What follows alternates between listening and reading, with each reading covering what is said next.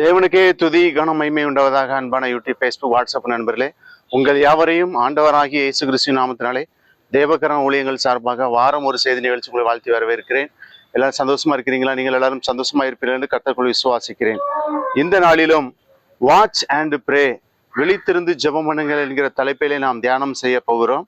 அதற்கு ஆதாரமாக எடுத்துக்கொண்ட வசனம் மத்தேயு எழுதின சுவிசேஷம் 26ஆம் அதிகாரம் 40ஆம் வசனம். பின்பு இயேசு சீஷர்களிடத்தில் வந்து அவர்கள் நித்திரை பண்ணுகிறதை கண்டு பேதுருவை நோக்கி, நீங்கள் 1 மணி நேரமாவது என்னோட கூட விழித்திருக்க கூடாதா? 1 மணி நேரமாவது என்னோடு கூட விழித்திருக்க கூடாதா? ஆண்டவர் எதிர்பார்க்கிற காரியம் நாம் விழித்திருந்து ஜபிக்க வேண்டும் என்று சொல்லி ஆண்டவர் எதிர்பார்க்கிறார். 1 கொரிந்தியர் 16:13 விழித்திருங்கள், விசுவாசத்தில் நிலைத்திருங்கள் என்று சொல்லி பார்க்கிறோம். பிரியமானவர்களே, 1 பேதுரு 5:8 தெளிந்த புத்தியுள்ளவர்களாய் இருங்கள், விழித்திருங்கள், ஏனெனில் உங்கள் எதிராளியாகிய பிசாசானவன் கெர்ச்சிக்கிற சிங்கம் போல இவனை விழுங்கலாம் என்று சொல்லி வகையை தேடி சுற்றி திரிகிறான். விழித்திருந்து ஜபிக்க வேண்டும். நாம் எதற்காக விழித்திருக்க வேண்டும்?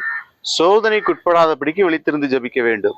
மத்தேயு 26:41 நீங்கள் சோதனைக்குட்படாதபடிக்கு விழித்திருந்து ஜெபம் பண்ணுங்கள். ஆவி உற்சாகம் உள்ளதுதான், மாம்சமும் பலவீனம் உள்ளது. சோதனை, அவர் நம்ம எதற்காக சோதிக்கிறார்? சுத்த பொன்னாக விளங்குவதற்காக. அவர் சோதிக்கப்பட்டு பாடுபட்டதினாலே அவர் சோதிக்கப்படுவர்களுக்கு உதவி செய்ய வல்லவராய் இருக்கிறார். பிரியமானவர்களே, இரண்டாவதாக மனுஷ வல்லமைகளிலிருந்து பாதுகாக்க நாம் விழித்திருந்து ஜபிக்கணும். புலம்பல் 2ஆம் அதிகாரம் 14 முதல் 18 வசனங்களை வாசித்தால் உங்களுக்கு தெரியும்.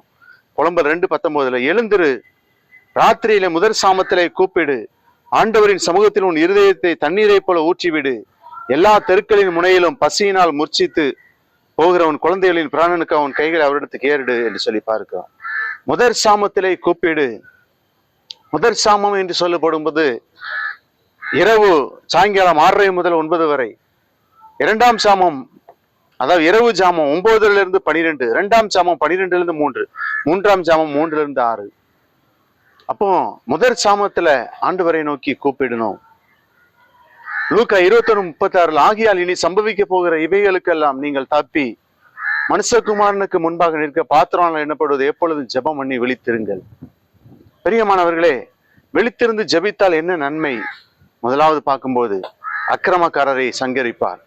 சங்கீதம் 101:8 அக்கிரமக்காரர் ஒருவரும் கர்த்தருடைய நகரத்தில் இராதபடி வேறு அறுப்புண்டு போக தேசத்தில் உள்ள அக்கிரமக்காரர் யாவரையும் அதிகாலமே சங்கரிப்பேன். விழித்திருந்து ஜபிக்கும் போது அக்கிரமக்காரன் சங்கரிக்கப்படுவான். எரேமியா 31:30 சொல்கிறது, அவனவன் தன் தன் அக்கிரமத்தின் நிமித்தமே சாவான். எந்த மனுஷன் திராட்சை காய்களை தின்பானோ அவனுடைய பற்களை கூசி போடும். அவனவன் தன் தன் அக்கிரமத்திலே சாவான். ஏசாயா 14:21 அவன் புத்திரர் எழும்பி தேசத்தை சுதந்திரித்துக் கொண்டு உலகத்தை பட்டணங்களால் நிரப்பாதபடிக்கு அவர்கள் பிதாக்களுடைய அக்கிரமத்தின் அவர்களை கொலை செய்ய ஆயத்தம் பண்ணுங்கள். ஆண்டவருடைய வசனம் சொல்கிறது, யாத்திராவும் 34:7 1000 தலைமுறைகளுக்கு இரக்கத்தை காக்கிறவர், அக்கிரமத்தை மீறுதலை பாவத்தை மன்னிக்கிறவர், குற்றவாளியை குற்றமற்றவர்களாக விடாமல் பிதாக்கள் செய்த அக்கிரமத்தை பிள்ளைகளிடத்திலும் பிள்ளைகளுடைய பிள்ளைகளிடத்திலும் 3ஆம் 4ஆம் தலைமுறை மட்டும் விசாரிக்கிற தேவன். அக்கிரமத்தை அவர் பார்க்கிற அக்கிரமத்தை அவர் பார்த்து கொண்டு சும்மா இருக்க மாட்டார். கடைசி காலத்தில் அக்கிரமம் மிகுதியாவதனாலே அன்பு தணிந்து போகும் என்று வேதம் சொல்கிறது. பிரியமானவர்களே, வேதத்திலே லேவியராகமம் 26:39 உங்களில் தப்பினவர்கள் தங்கள் அக்கிரமங்களின் நிமித்தம் தங்கள் பிதாக்களின் அக்கிரமங்களின் நிமித்தம் உங்கள் சத்துருக்களின் தேசங்களில் வாடி போவார்கள். ஆகவே பெற்றோரை கவனமாயிருங்க. நீங்க செய்யற தப்ப உங்க பிள்ளைகள் 3ஆம் 4ஆம் தலைமுறை மட்டும் விசாரிக்கிற தேவன். கவனமாயிருங்க. எசேக்கியேல் 18:30 சொல்லுது, ஆகையால் இஸ்ரவேல் வம்சத்தாரே, நான் உங்களில் அவனவன் வழிகளுக்கு தக்கதாக நியாயம் தீர்ப்பேன் என்று கர்த்தராகிய ஆண்டவர் சொல்கிறார். நீங்கள் மனம் திரும்புங்கள், உங்களுடைய எல்லா மீறுதல்களையும் விட்டு திரும்புங்கள், அப்பொழுது உங்கள் அக்கிரமம் உங்கள் கேட்டுக்கு காரணமாக இருப்பது. ஆண்டவர் எதிர்பார்க்கிற காரியம் மனம் திரும்புங்கள். உங்களுடைய எல்லா மீறுதலையும் விட்டு திரும்புங்கள். மனம் திரும்பிட்டா உன் அக்கிரமம் மன்னிக்கப்படும்.